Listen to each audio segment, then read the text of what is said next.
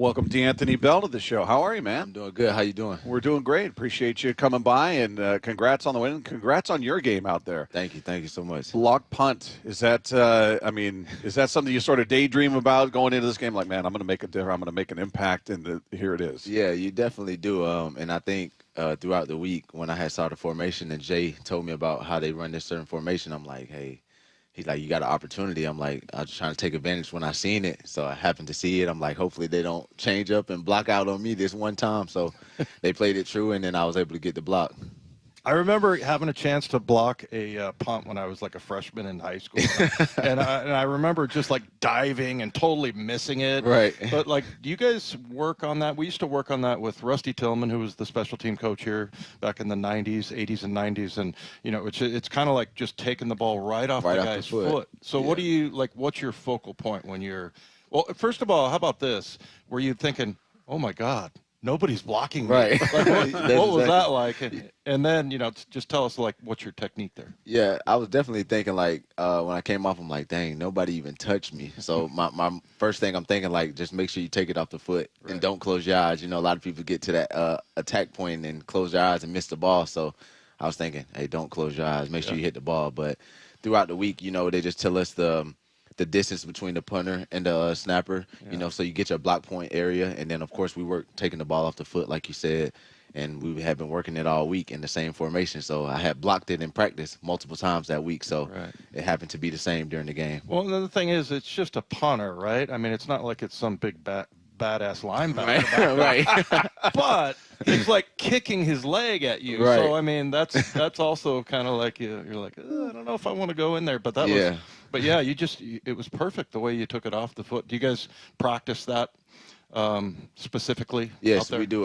We work on rushes every week. So after the practice every week, we work on rushes and work on taking the ball off the foot of the punter. So, and my main thing was make sure I hit the ball because I can hit the punter as long as I touch the ball. So I really wasn't thinking about running into the punter because I was so free. And I'm like, all I got to do is touch the ball. Do you ever catch one in the chest or in the gut or anything? That one actually hit me right in the chest on the shoulder pad. So okay. My hands was like really went right past it and it hit right in the chest on my shoulder pad. You feel that? Like, I actually didn't feel it. You know, at the impact of time, you really don't feel it. But I was just grateful that I got it. Yeah. Instead of missing it. What is that like for you out there when things are just going so well? I mean, it turned into a butt kicking. I mean, that was a one-sided affair out there.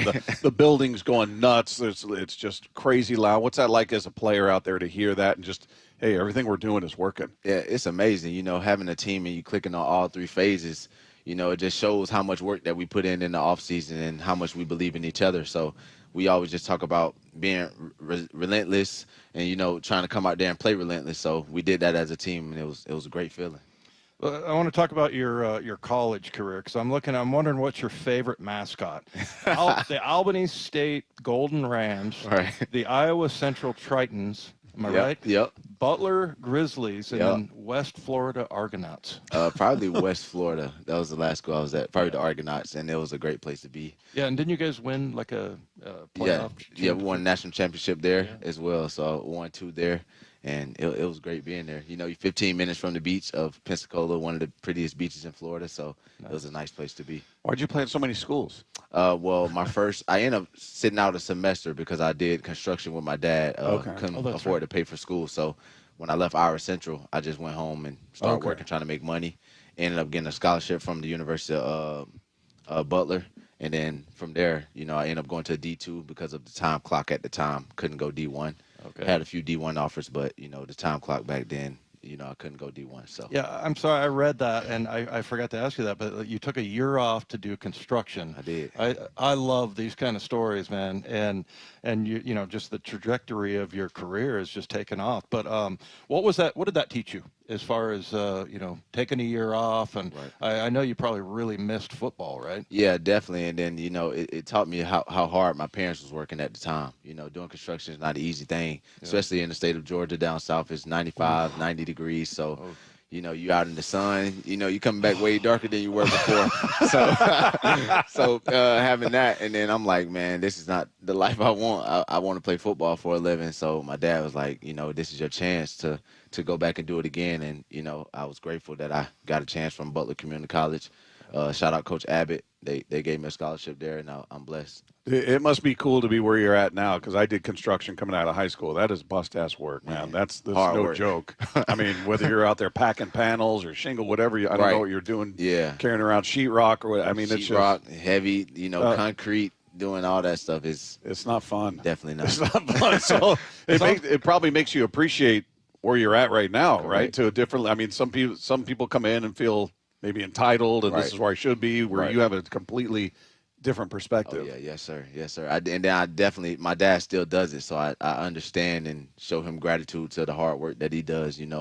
Still being a hardworking man and still doing that tough of a job at his age. Being an older man. So I'm just grateful for them. I'm grateful for my parents. Man, you're a grinder. I love it, man. And it just seems like everybody that they plug in, it just works. What is it about this defense? As far as it just seems like Josh Jobe and you had Ty Okada in there and Darion Kendrick. Yeah, I mean it just works. I'm not saying no matter who you plug in there, but it's cool the way guys have all come together and kind of been able to run this defense. Yeah, I think it's more the identity of the team. Once I came in, guys showed me the identity and told me that there's no drop off no matter who's in the game.